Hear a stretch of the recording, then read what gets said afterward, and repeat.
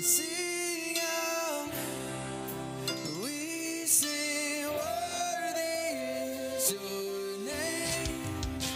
We sing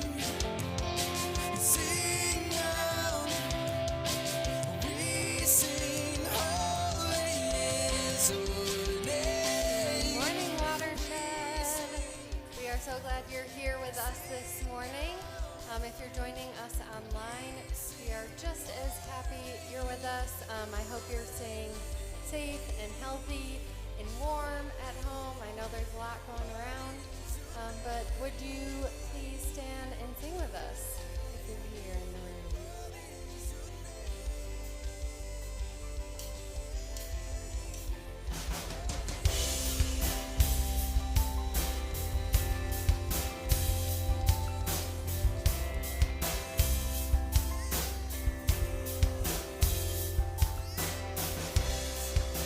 Breath inside my lungs is a gift from you.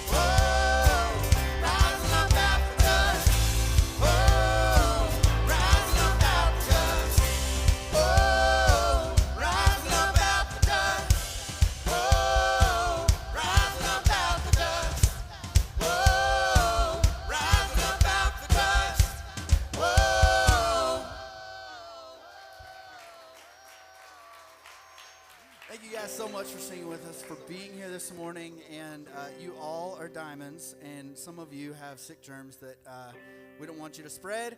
We're going to give you a chance to greet one another. If you got sick germs, just smile. Just smile and wave. You don't have to hug it out, but I want to give you a chance to greet one another, and then we'll continue with the service.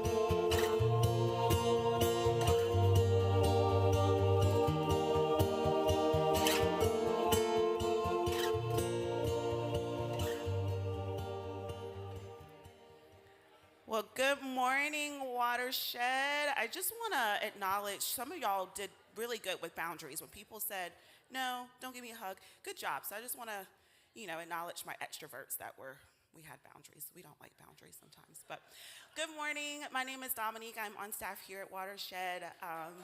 Thank you. I love y'all. I love y'all. It's Sunday. We have had a very challenging week. And we're coming in here heavy.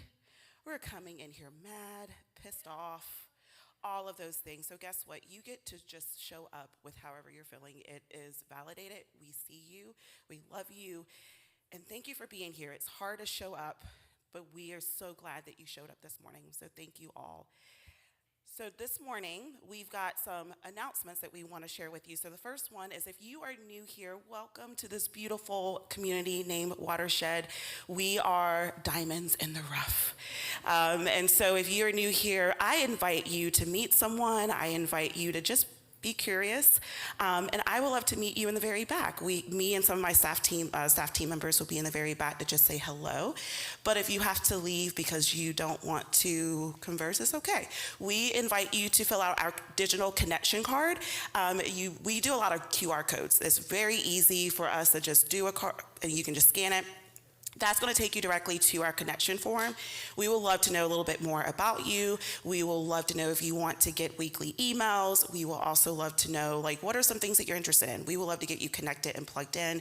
And we also will love to hear your feedback. And so we offer that to you. Our Connect and Learn is a landing page. And so you're able to find a lot of things that's happening within our community. We've been talking about Preface for about a couple of weeks. It's happening this week, this Wednesday, and it is completely full. You guys are interested, and you are like, I want to learn. But there are other ways for you to get connected. We have a book club that is led by Lewis McLaughlin. Yeah, there he is. Yeah, so this room is going to be on Sunday mornings right before service. We will offer childcare, but it's the book, Do You Still Talk with Grandma? There's also another opportunity, Conversations and Coffee, which is also led by one of our volunteers, Lisa Stevens.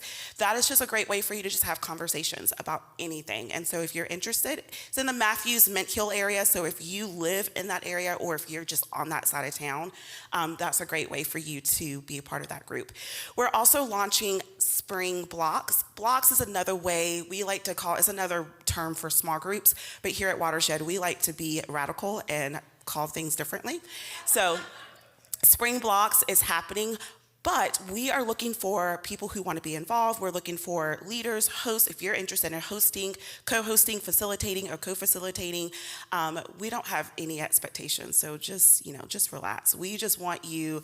This is our opportunity for connection and growth. And so if you're interested, please fill out this interest form. It's going to be for 4 weeks. 8 to 12 people, so the bar is not high. It's just right here. And so if you're interested, we invite you to fill out that interest form so we can go ahead and start our spring blocks. We are also part of an organization called Hope Community Clinic. They are a trusted ally. We have a special connection. We actually reach out to them right after the election just to see what they need. They are boots on the ground. They specifically help out individuals who are uninsured and underinsured, and they get them specific needs. And so they are collecting care bags because they want to give to the community and give medicines or any like ibuprofen or things like that. And so they have, when you go to this QR code, it's going to take you to a form of everything that is needed, so they can be able to just continue doing the work in their community, and we want to stand with them in that. And so you can drop it off. It will show you the location. You can drop it off there. They're located off of East Charlotte. You can go to Amazon and have it shipped directly to them, or you can drop it off here at Watershed. And lastly, we are a trauma-informed spiritual community, and so we thank you for your generosity. We thank you for financially investing in what we're doing and how we're coming alongside different organizations. But we also thank you for giving your time. We thank you for being here. We thank you for volunteering. All of that plays in such a huge part, and so we thank you so much for just being here and just showing up as you are. So this next song, I want to invite you all to just sit with whatever it is that you're sitting with. I want you to, whatever is surfacing for you, let it surface. It's okay. I want you to breathe when you need to breathe. You are here in a safe space. And sometimes that's all we need to know, that we are here in a safe space. So we thank you and we welcome you to Watershed.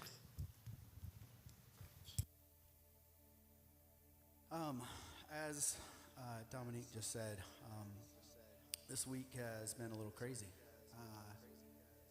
And crazier for some than others. And this idea of a safe space, one of the things that means is that you can come in and be yourself. And so your experiences, your life that has led you up to this point in time and history it's okay for you to be that person here.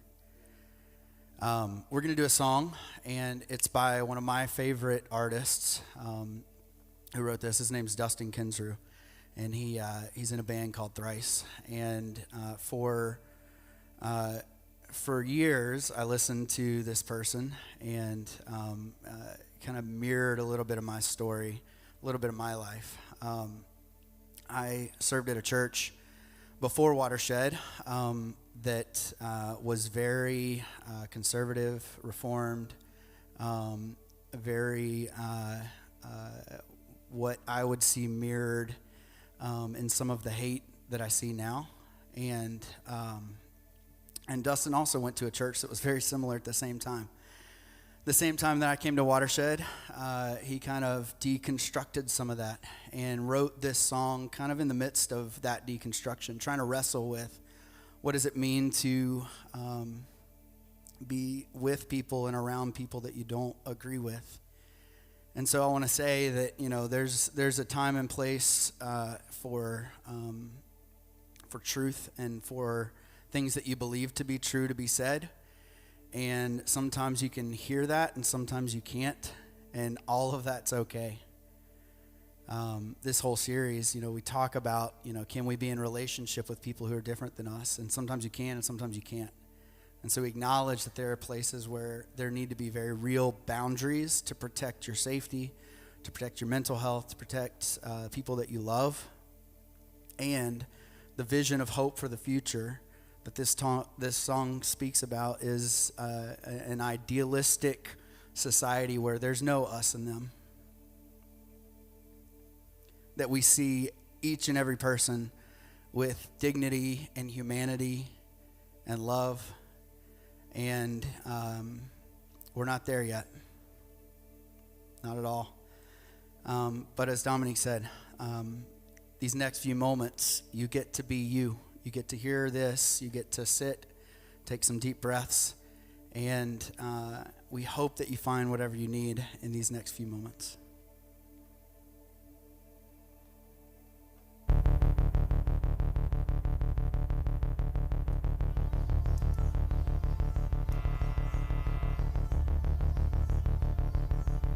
see through your eyes,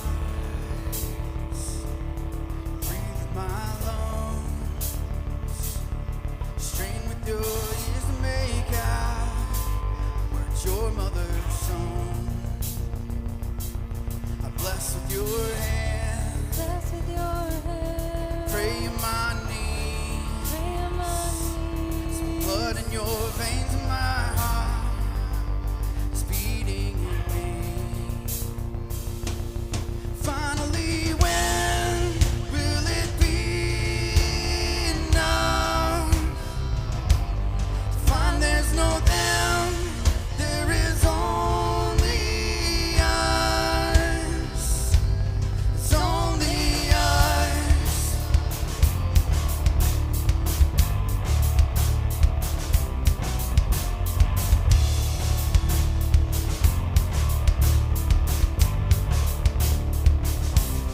Stifle your fears, shoot my gun, spit in your face and my mouth, curse me with your tongue, cast us aside, silent our pleas, a system that terrifies you should terrify me. So finally, when will it be enough? To find there's no them, there is only us. Finally, when will it be enough? Find there's no them, there is only us. It's only us.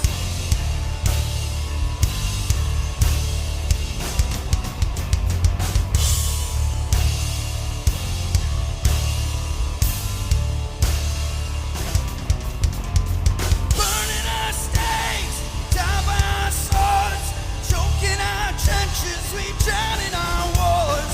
Locked in our chains, though we long to be free, we keep building walls till it's so hard to see. We are one with everything. We are one. It's so hard to see. Finally, when will it be enough? Find there's no them, there is only us. Finally, when will it be enough? Find there's no them, there is only us. It's only us.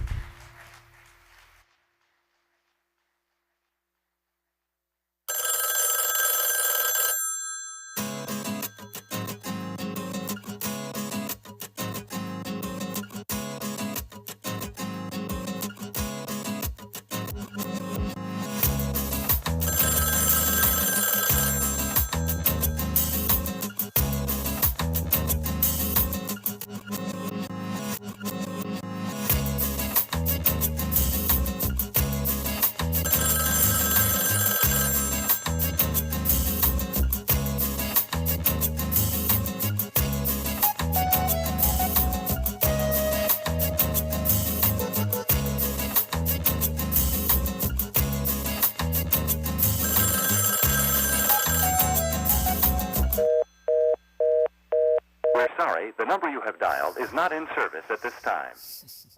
Well, good morning. My name is Matt, and I'm the lead pastor here at Watershed. I'm so glad to see you this morning. Thank you for being here this morning. Before we get started, and I know Dom did a version of this and Austin at some level, but I too want to take just a moment and acknowledge how this past week might have been pretty challenging for some folks in this room, myself included, in terms of having to manage some pretty big emotions. And I mentioned this because in the case of Watershed, or in terms of Watershed, if this place is unfamiliar ground, I thought it might be helpful to just make sure that you knew there's a couple of things here that are true, or some things that might be important. And the first, again, not at the risk of being a bit repetitive, it is 100% okay for you to not be okay and be in this space this morning. It's okay for you to feel what you need to feel. And in terms of holding disruption, holding space for pain and struggle, that's kind of our thing here. That's who we are. We kind of excel when it comes to that sort of thing. So you're in good company in those terms. But then secondly, for those of us, or those of you who've been around for a while, at least over the last decade, we've been here before. We've been here before. I was telling someone recently how leading up to the 2016 election and then the 4 years following, just with all that was transpiring, it felt like a daily game of whack-a-mole in terms of discerning when or how to respond to the next atrocity or the next injustice. And man, talk about going to school as a community during that time frame and still continuing to learn.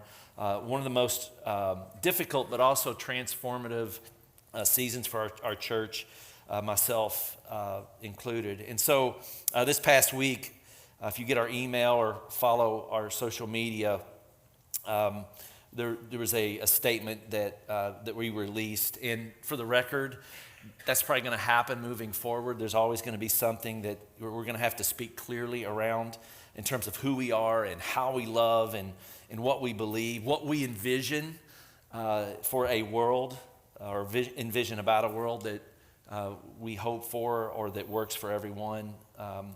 And since releasing this statement on, I think it was Wednesday, so much more has happened. It's like January is the month that will not end. And Christmas was 5 years ago, kind of feeling. But to reiterate, while there is today, and there's always going to be more to proclaim, more to remind each other of, along the lines of awakening and struggling and loving together as though a different world is possible. This morning, right now, for the sake of clarity, in the name of justice and love and kindness, it's worth naming that Watershed defiantly refuses to reduce someone's sexuality or gender to binary categories. The spectrum on which we exist as human beings is not something to be feared or vilified or othered or weaponized. Instead, it should be celebrated, it should be included and embraced. And so, yeah, for sure.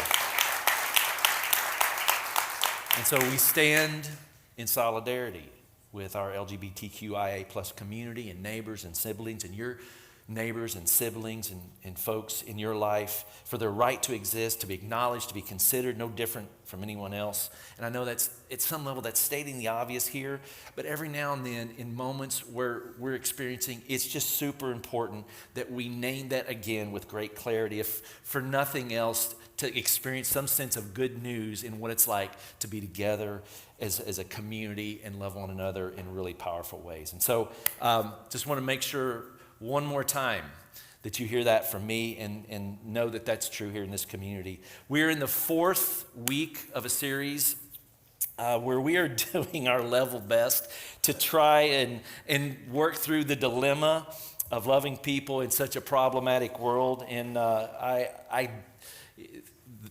there's a brilliance that we decided to do this series around this time of year, I suppose. But in the name of full disclosure, I want to be real clear. I'm going to try to talk through some things, and I am by far not the poster child when it comes to success around this sort of dynamic with other people. I got way more questions than answers, and that's going to become painfully clear in just a moment. And I wish I could tell you that Jesus somehow has made this easier for me, when in fact it's kind of the opposite. Cards on the table here, I find myself way more frustrated with Jesus right now than inspired.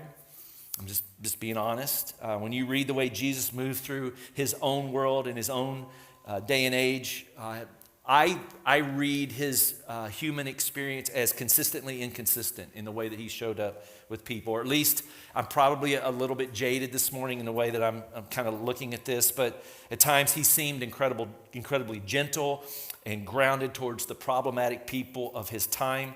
And then there were times where he was just unleashed.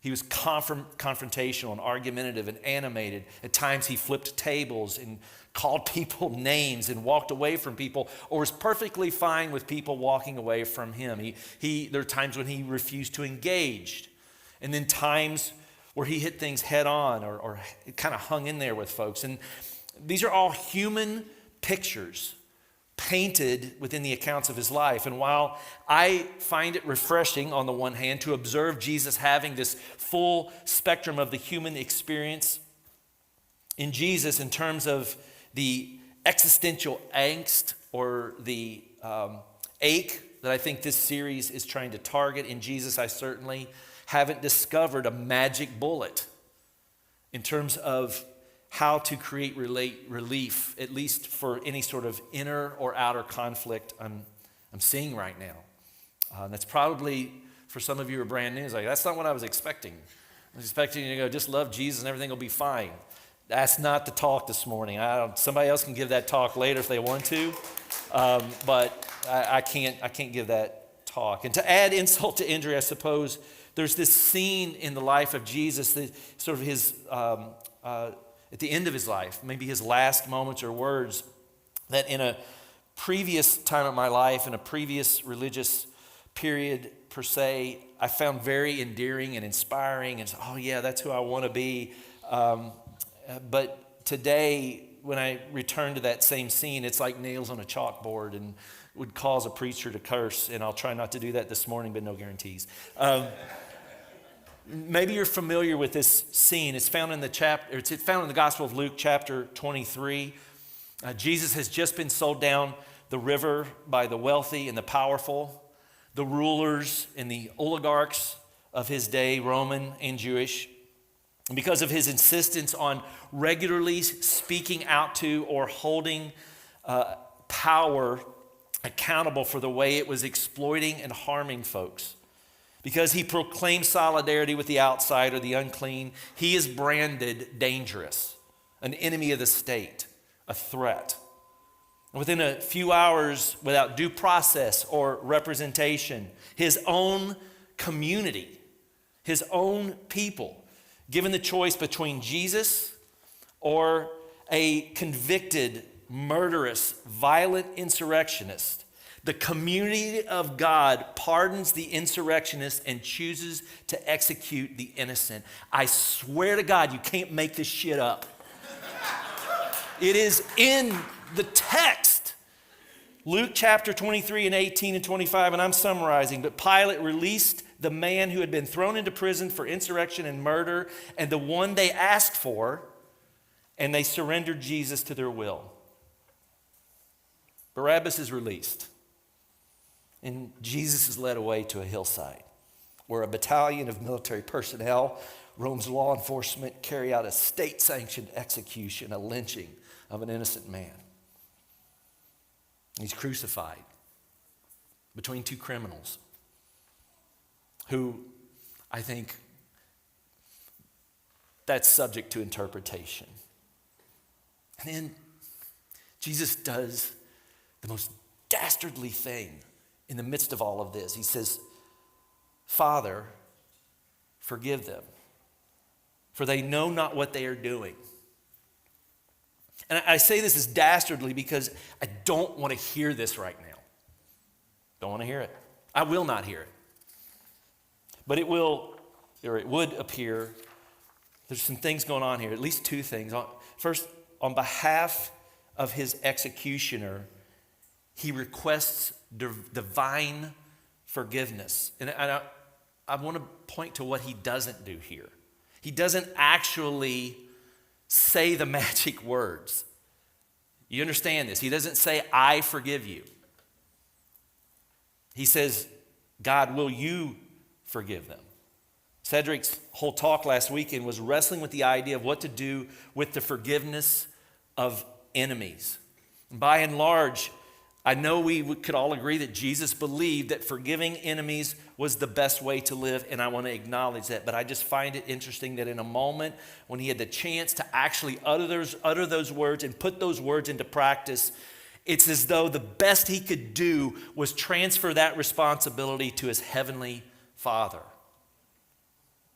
And I don't know, maybe somewhere down the road he comes full circle and actually utters those words on behalf of himself.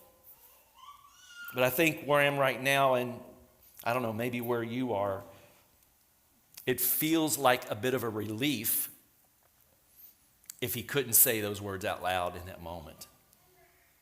That it was anything but easy. Nevertheless, he does make space for it. He makes space for forgiveness to function at some level, but then the second thing the additional thing that he does is he starts to describe or talk about or mention the ignorance of his executioners. Father, forgive them. They don't know what they're doing. In other words, God, they're clueless. They have no idea. They don't know what's behind the curtain. They don't know how much they're being manipulated, how much they're being used. Scientist Neil deGrasse Tyson has this thing where he talks about how dangerous it is when a person or a group of people have no idea that they don't know what they don't know. Which really is a conversation around ignorance, right? Kind of synthesizing that idea, I think we could define ignorance as the unawareness that we don't know what we don't know. I mean, most of us would say, I don't know what I don't know. But when you don't even know that's true, well, then you're functioning out of a completely different place. In her book, Do You Still Talk to Grandma, which is inspiring this series, Britt Barron addresses this topic through the term cognitive closure. And she writes that cognitive closure refers to the point at which our brains decide it has enough information to make a decision. The Bible said it, I believe it, that settles it. Cognitive closure. Well, that's just common sense. Cognitive closure. This is who I've always been, and this is who I will always be. Cognitive closure. Well, we just need to go back to fill in the blank. We need to get back to normal. Cognitive closure. All of these cognitive closure statements, all of which I have been guilty of throughout the course of my life, at various times. Brian McLaren, in a talk entitled Faith After Fundamentalism, describes 4 stages of growth when it comes to human consciousness. I sometimes think we view development or growth or even evolution as sort of this linear process where you start at point A and you end at point Z and you're done. It's like a finish line. All right, got that figured out, on to the next thing. But McLaren says it's important to view development or growth almost like you would view the concentric rings of a tree. Like when you slice a tree down, there's all these different layers. And the tree never discards the rings.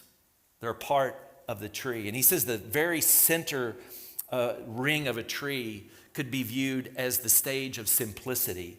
And really, this is where we are, the world in which we are born, our family, our culture, our society. At this stage, hopefully, there's a group of well-meaning adults or a group of well-meaning folks who are trying to help us at this very early stage of development discern the difference between right and wrong, good and bad, danger and safety, stranger and friend. At this stage, everything is binary. Everything is either or. And then adhering to these binaries within that socialized group, that familiar group, we experience a degree, if not a full-on sense of safety and security, love and belonging, even if in the aftermath of that we look back and goes, those were some really jacked up binaries, folks. Can we really be honest here? We still have that experience of belonging, acceptance. But at this stage of development, your brain is saying, thanks, but no thanks. No more, please. I have enough information. And then every so often, though, within this stage, if somebody experiences something outside of the simplistic, there's like this resonance, this dissonance that starts to happen, at least internally, maybe even externally. And very, very often that can create fear, but it can also create curiosity. And that curiosity will often suspend some degree of judgment, will suspend some degree of defensiveness. And when this happens, development, that stage of development of simplicity, we're moving out of simplicity and we're moving into complexity. And complexity.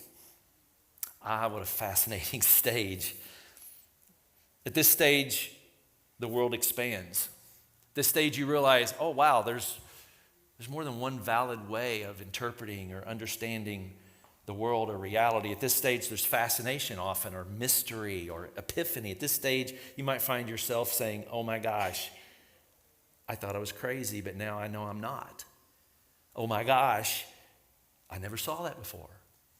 Oh my gosh, that makes so much sense. Oh my gosh, if that's true, then that raises all these other dangerous or interesting questions. When Jesus says, you have eyes that can see and ears that can hear, he's beckoning people out of the simplistic and into the complex.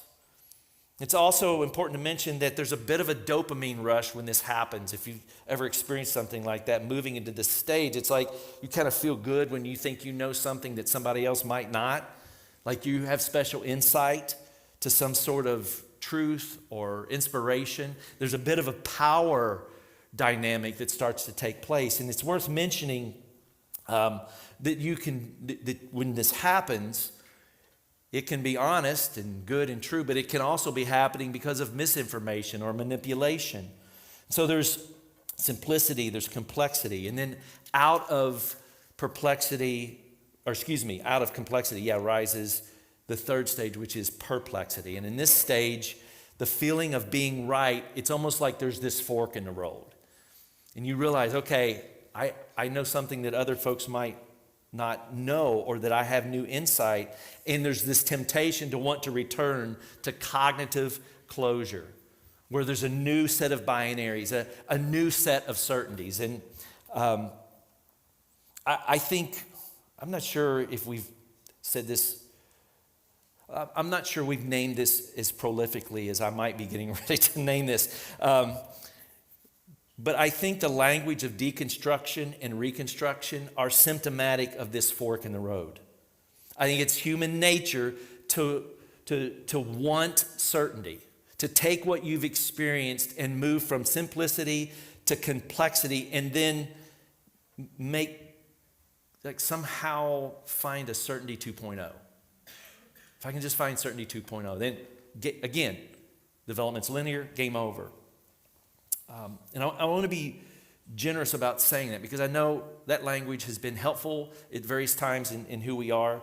But I think it's important to name the slippery slope, so to speak, which I know is a triggering word in this space. But I want to be generous, because I know at this stage it can be really hard, if for no other reason that the absence of certainty can also feel like emptiness. The absence of certainty can also feel like the absence of God. And I'm being careful and gentle here, because if you insist that God can only exist, love, hold something together in the presence of our own ability to articulate with clarity or certainty the idea of God or the idea of reality, and use words to do that, well, if that's true, then that's a small view of God and an elevated view of ourself. And so, sort of to simplify it, rather than sit down in the discomfort and the perplexity stage. One fork kind of turns back to 2.0 certainty, binary. The other fork, however, is a progression into the fourth stage, which is harmony. Oh, it just feels good saying that, right? Not that I have it. I mean, it just feels good saying it. At this stage, though, there's a sense of surrender and acceptance. Acceptance or surrender that, as open as I can try to be, I will perpetually be cycling in and out and back and forth and through these various stages for the rest of my life. This isn't a one and done. This is a yes and always. And my understanding of reality, myself and others, is it's always going to be the things that I can't always see as much as I wished I could, that there's fluidity and it's mysterious and there's yet to be discovered things that I haven't been able to discover. And harmony in this regard becomes about living well, living at peace in the tension between the knowing and the unknowing. Thank God for Richard Rohr. Thank God for Richard Rohr. Harmony is also about accepting or making peace with previous versions of yourself that are less desirable. As a Gen Xer, thank God there was no social media when I was in high school. Thank God. A few weeks ago, Donna and I were returning from Florida. She's homesick. She has an annual ritual where she tortures herself by running marathons and half marathons back to back at Disney. She says that's fun. I'm not sure. Clearly, we need marriage therapy. But then she always gets sick in January, so she's home watching this, hopefully, if she hasn't turned it off by now. But we were on the way back, and somehow we got on the topic of our prayer journal life from back in the day. And yeah, I know. And this was a spiritual practice that was very important, at least for both of us, but for me in particular, just speaking on behalf of myself. And in my attic, there used to be all of these boxes with all these books and pages just littered with my thoughts and ideas and just real cringy stuff. When I look back at all of these things, just being honest.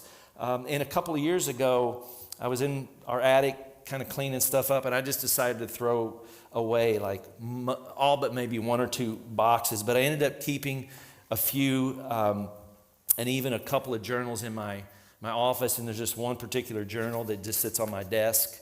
And it's interesting. I think the choice to trash all these boxes is less about decluttering my life and more about this sort of unconscious longing to just get rid of stuff, to forget, to pretend that never happened. I never said that thing. I never believed that thing. Brene Brown talks about how in order to empathize with others, we first must be able to empathize with all the previous versions of ourselves. Shut up, Brene.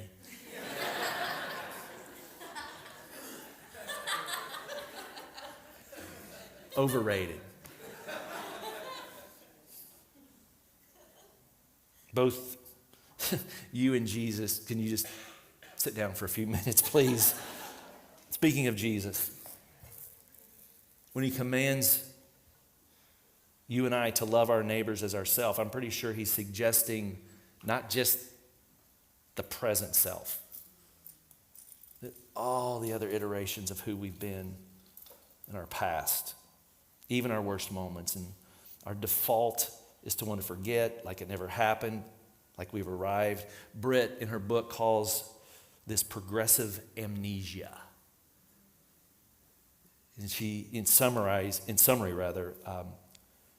progressive amnesia is forgetting what we used to believe, who you once were, and what you have outgrown, as though none of it ever happened, as though who we are today is who we've always been. And cards on the table. That's why today, this week, in this moment, the language of forgiveness towards his executioners is so repulsive and it's infuriating to me. Yet, Britt writes in her book, she says, I don't want to forget. I don't want to forget what it was like to be me 10 years ago. I don't want to pretend that I never believed the things I used to believe. Deep down, I know she's right. Maybe that's why I continue to keep at least one journal on my desk in my line of sight. Harmony recognizes all the different layers. It acknowledges the less refined, less kind, less awake versions of yourself. And it invites you to move through the process of healing and forgiveness and make peace with who you have been start to finish, regardless of what has happened. So those are the 4 progressions. Easy to remember, right? Simplicity, complexity, perplexity, harmony. And they all didn't start with the same letter. So that feels like progress here at Watershed. I said I had more questions and answers at the beginning of this morning, and I'm gonna get there here in just a second. But if you're just getting started here, I want you to. We talk a lot about this in preface, but the idea that these stages they're so helpful because this is our story. For the last almost 2 decades, cycling through these stages has been a part of how we went from who we used to be and who we are now and how we will continue to move forward together. And as I said earlier, I can't hand you a magic bullet to reconcile what you're experiencing right now in real time with the world or with other people. But here's just a few very abbreviated questions that, I don't know, they feel like water in the desert at some level. Or maybe sand in the desert, I'll let you decide. But the first one is, what does it mean to let the last words of Jesus haunt us? What does it mean to sit with the reality of ignorance? Some sort of divine forgiveness. A Jesus who in all of humanity may have struggled to practice what he preached. What does it mean in the long run to find my way through to something that right now probably feels very discouraging, defeating, and infuriating? What about this question? What allows me to hold on to my humanity and the humanity of others? As others dehumanize, it is so easy to want to mirror back whatever energy we're noticing in that particular environment or exchange as some sort of punishment or retribution or vigilante justice. And how do I acknowledge my own troubled past, and how do I hold space so that the door is just cracked for as long as I can keep it cracked? Dom and Kim a couple of weekends ago talked about boundaries, and I think boundaries, when you put boundaries in place, you're often interpreted as dismissive or immature, or you're canceling a person or punishing them. But boundaries or limits, along with the protection of oneself, is also, I would argue, a way of holding space so that humanity has a chance of continuing on. A way of holding out hope that maybe, just maybe, something different might emerge.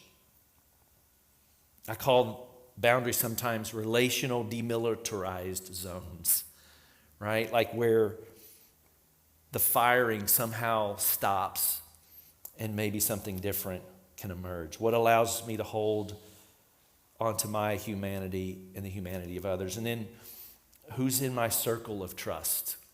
Man, this is really important right now, right?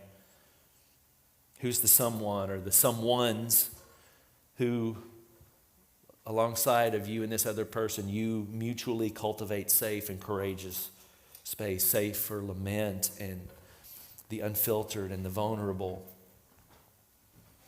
Space where you are reminded, or you get to remind folks of things, whether they want to hear it or not, whether it's comfortable or uncomfortable. What does it mean to cultivate that sort of mutual, supportive, alive, tactile space with one another? Who is in my circle of trust? trust, which is a great segue for how I think this morning we should end. Why don't y'all come on up? Where are you all at? There we go. Yeah.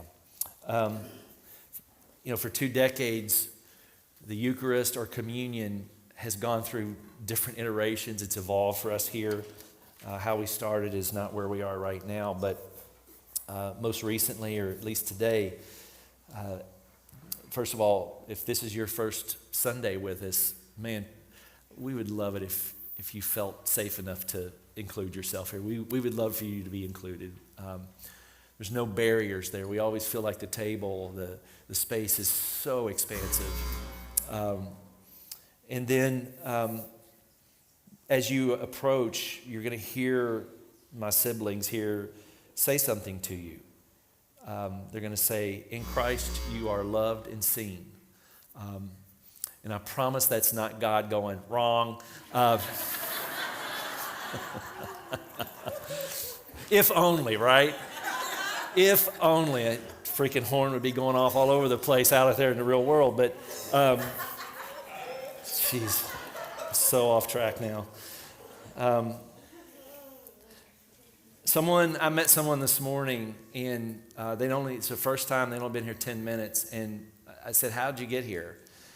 And they started telling me their story and kind of all this stuff that had happened throughout their religious and spiritual past, and they start getting choked up.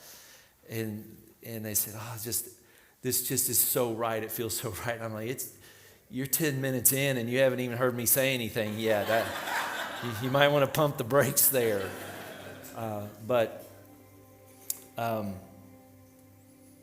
As you approach, you're going to hear, in Christ you are loved, you're seen. And there's this mysterious conversation within our tradition that says somehow we embody God.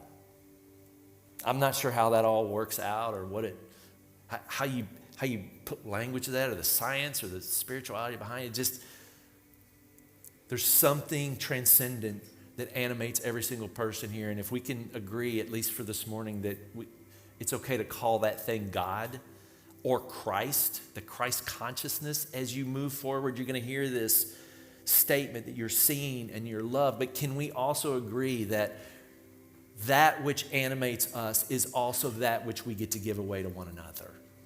So you're not just seen and loved in the exchange of the bread and the wine or the juice in this case, but that happens with the interactivity and the intermingling of who we are as a community. And so it's not just true from a practical level, but it's true from a metaphorical and spiritual level.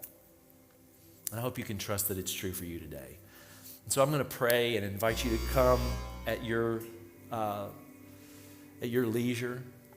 And I think all of these are gluten-free options. Everything's gluten-free, and then there's more sanitary versions right here, because of course that's what Jesus would do. So God, this morning, thank you. Thank you for this community. Thank you for the people in this space. The world needs places like this. We need this place. We need each other. And thank you that on a Sunday morning, someone can drive here and be reminded that there is some sense of being seen and loved by the divine and by the humanity of this world.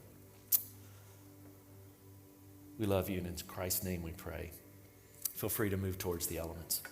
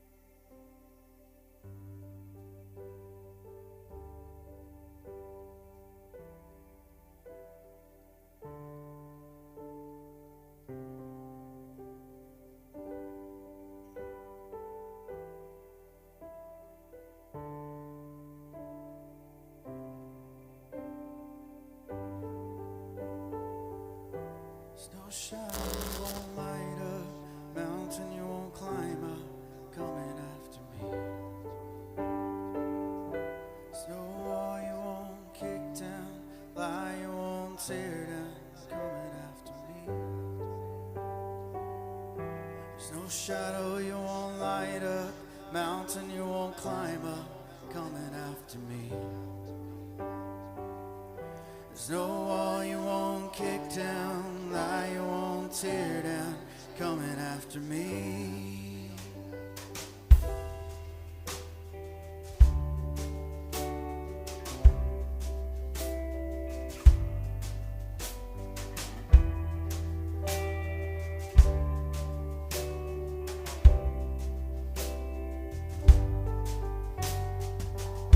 Before I spoke a word, you were singing over me.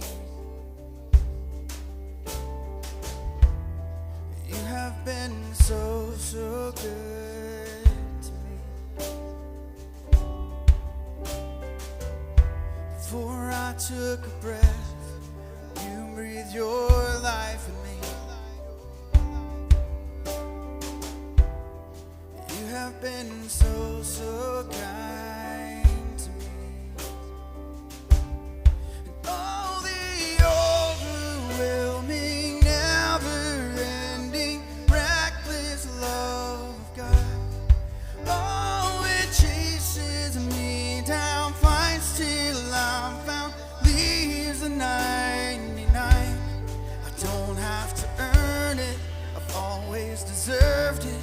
Still you give yourself away. Oh, the overwhelming, never-ending, reckless love of God. Yeah.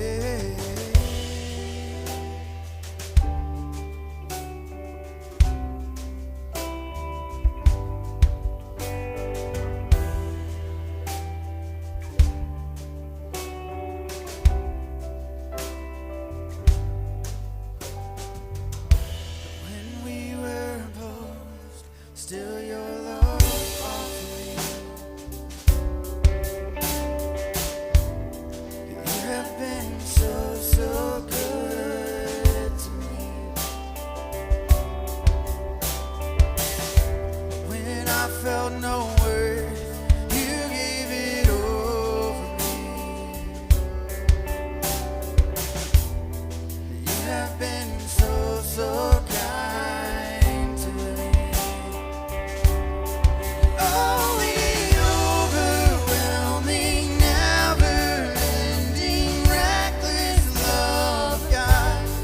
Oh, it chases me down, fights till I'm found, leaves the 99. I don't have to earn it, I've always deserved it. Still you give yourself away. Oh, the overwhelming, never-ending, reckless love of God.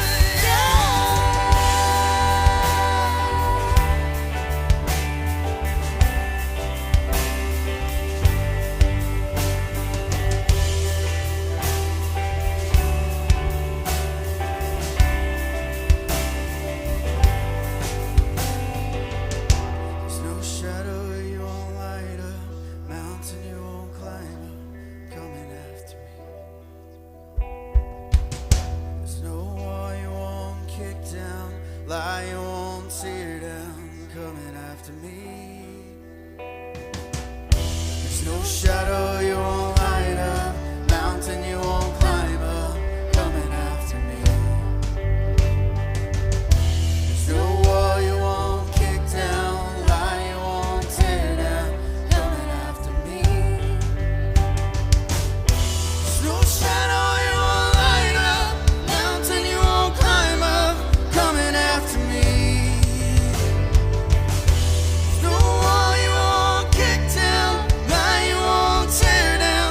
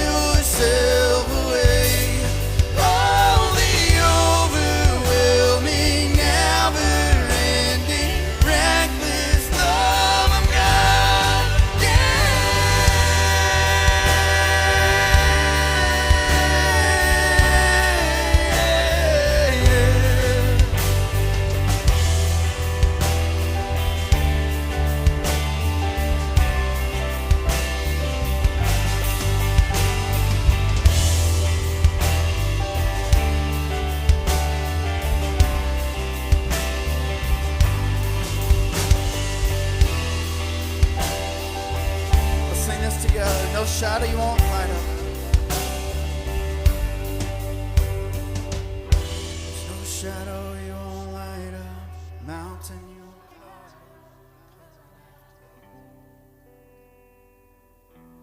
No wall you won't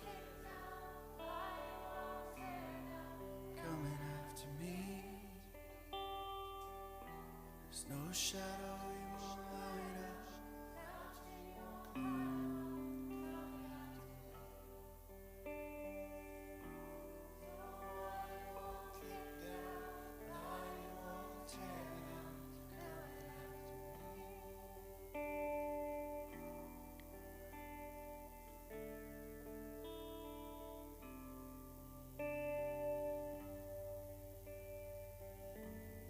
I think in light of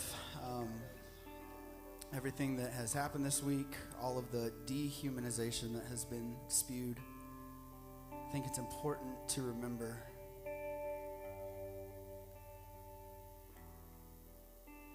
that at least in the story of the Bible, in this collection of books, a collection of experiences, there's a story that speaks to what it means to be outcast, what it means to be marginalized. And it says that God, Jesus, moves towards that person.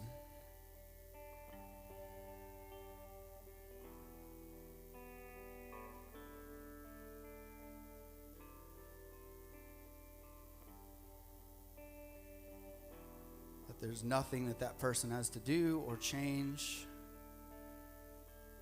to receive the love of God.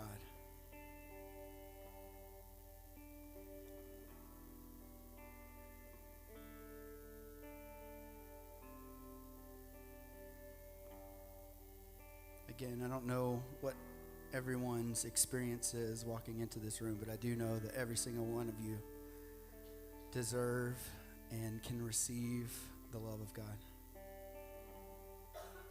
without changing anything about yourself. God loves you. You matter. We're going to sing the bridge one more time together as a benediction. And maybe you need to hear it sung over you. Maybe you don't have anything to give this morning, and that's completely okay. You just need to hear it. So whatever you need in the next few moments, hope you can find it.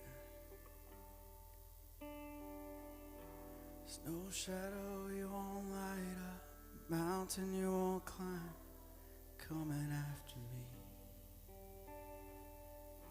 There's no wall you won't kick down, lie you won't tear down, coming after me.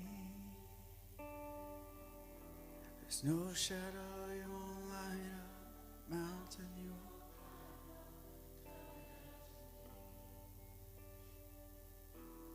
No wall you won't kick down, lie you won't tear down. Thank you so much for being here this morning, for being together. I hope you have a great week, and we'll see you next Sunday.